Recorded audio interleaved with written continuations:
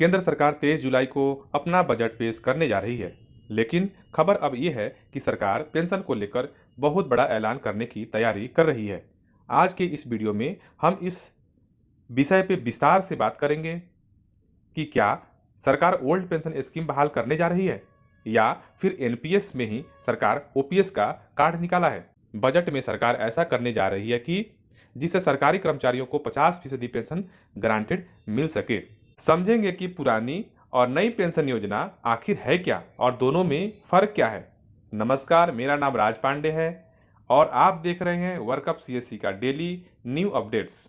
केंद्र सरकार के लाखों कर्मचारियों के लिए एक अच्छी खबर है। नेशनल पेंशन सिस्टम यानी कि एनपीएस, उसके तहत आने वाले सरकारी कर्मचारियों को उनकी आखिरी सैलरी का 50% बतौर पेंशन मिलने जा रहा है।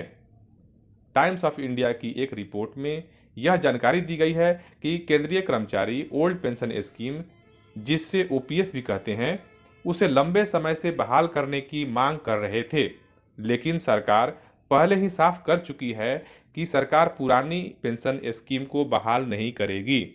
लेकिन सरकारी कर्मचारियों के लिए सरकार एनपीएस के नियमों में कुछ बदलाव जरूर कर सकती है। वित्त मंत्री निर्मला सीतारमण की घोषणा के बाद वित्त सचिव टीवी सोमनाथन की अध्यक्षता में एक समिति बनाई गई थी। हालांकि केंद्र ने पुरानी पेंशन योजना पर फिर से लौटने से इनकार कर दिया था।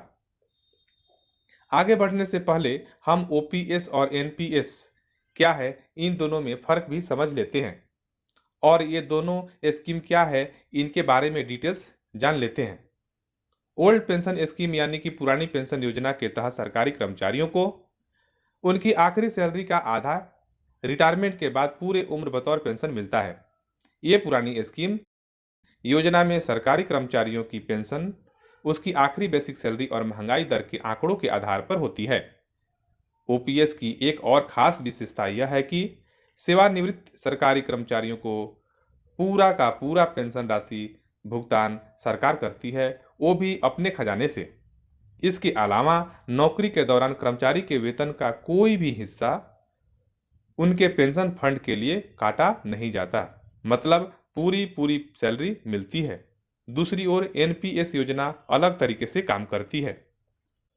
इस योजना के तहत सरकारी कर्मचारी अपने मूल वेतन का 10% देता है और 14% योगदान केंद्र सरकार करती है। नई पेंशन योजना में निश्चित पेंशन की कोई गारंटी नहीं होती है। देश में नई पेंशन स्कीम 1 जनवरी 2004 में लागू हुआ है।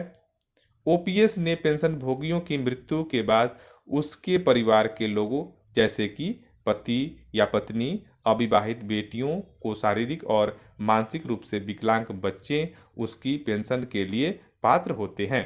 दूसरी ओर एनपीएस में पारिवारिक पेंशन का प्रावधान केवल तब ही उपलब्ध है जब किसी कर्मचारी की सेवा के दौरान मृत्यु हो जाए, जो उसके द्वारा दिए गए विकल्प पर निर्भर करता है। नई पेंशन स्कीम में जीपीएफ की सुविधा उपलब्ध नहीं है, जबकि पुरानी पेंशन स्कीम में यह सुविधा कर्मचारी को मिलती है। नई पेंशन स्कीम में रिटर्न बेहतर रहा तो प्रोविडेंट फंड और पेंशन की पुरानी स्कीम की तुलना में कर्मचारियों को रिटायरमेंट के समय बहुत अच्छा पैसा मिल सकता है, क्योंकि ये शेयर मार्केट से लिंक्ड स्कीम है। इसलिए कम रिटर्न की स्थिति में फंड कम हो सकता है। दोनों ही बातों की गुंजाइश है।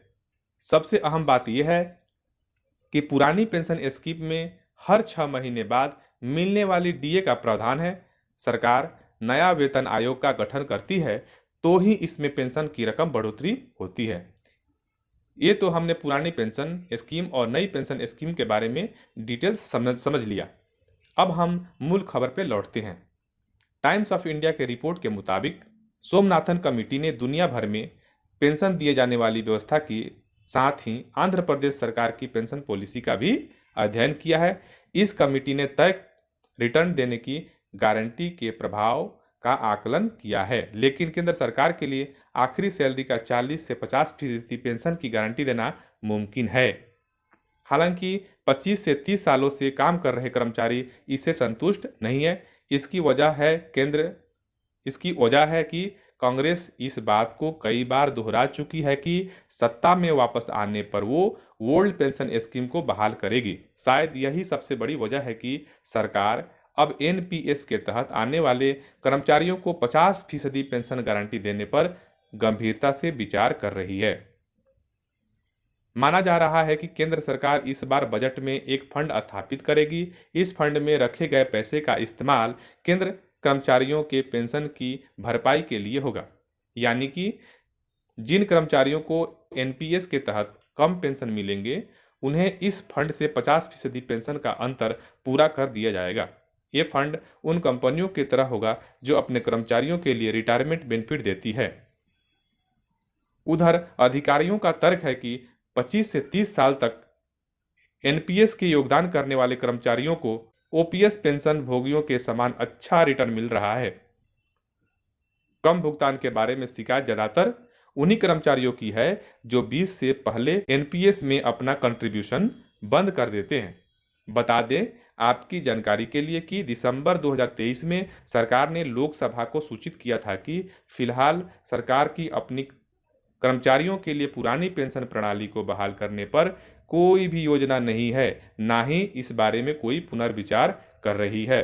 वित्त मंत्रालय में राज्य मंत्री पंकज चौधरी ने लोकसभा में एक लिखित जवाब में कहा, भारत सरकार फिलहाल 1 जनवरी 2004 को या उसके बाद भर्ती किए गए केंद्र सरकार के कर्मचारियों के लिए पुरानी पेंशन योजना को वापस लाने की किसी भी प्रस्ताव पर विचार नहीं कर सकती है। उन्होंने साथ में यह भी कहा कि समय के साथ विभिन्न अनुरोध प्राप्त हुए हैं। 1 जनवरी 2024 को एक विज्ञापन में joint forum for restoration of old scheme यानी कि एनजेसीए ने वित्त मंत्रालय से आग्रह किया है कि वो केंद्र सरकार के कर्मचारियों मसलन रेलवे, रक्षा, डाक, आयकर, लेखा और लेखा परीक्षा सचिवालय, इसरो आदि के साथ साथ स्वायत्त निकाय, अर्धसैनिक बलों और सभी राज्य सरकार, केंद्र सरकार साथ प्रदेश कर्मचारियों के लिए एनपीएस की जगह ओल्ड पेंशन स्कीम को बहाल करें।